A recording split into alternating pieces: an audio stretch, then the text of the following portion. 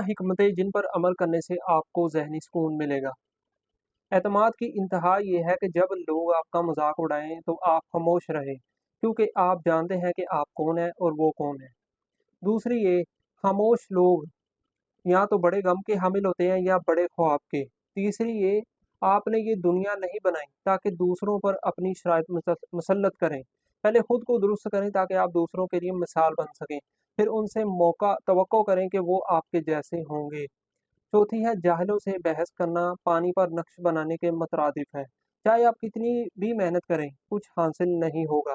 पांचवी है, जूते के पास जुबान है लेकिन वो बोलता नहीं, मेज के पास पाँव है लेकिन वो चलती नहीं, कलम के पास पर है लेकिन वो उड़ता नहीं, घड़ी के पास कांटे हैं लेकिन वो काटते नहीं, और बहुत से लोगों के पास अकल है लेकिन वो सोचते नहीं। छठी है, वो आपके बारे में बुरा बोलते हैं, फिर आपके साथ बैठते हैं और आपके चेहरे पर मुस्कुराते हैं। ये सबसे गंदे लोग हैं। सातवीं है, मुश्किल वक़्त इंसान के असल जौहर को ज़ाहिर करने का बेहतरीन ज़रिया है। आठवीं है, छोटे दिमाग के लोगों की छोटी निशानियाँ, छोटी परेशानियाँ होती हैं, जबकि बड़े दिमाग के लोगों के पास परेशानियों के लिए वक़्त ही नहीं होता।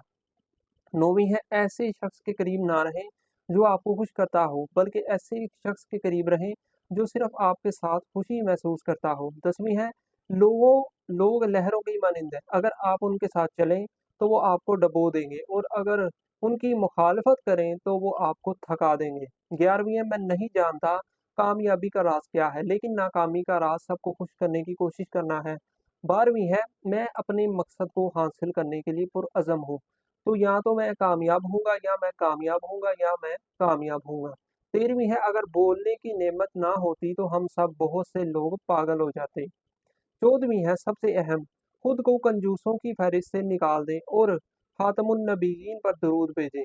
ये हिकमतें आपको ना सिर्फ ज़हनी सुकून फराहम करेंगी, बल्कि आपकी ज़िंदगी को बेहतर बनाने में भी मददगार साबित होंगी।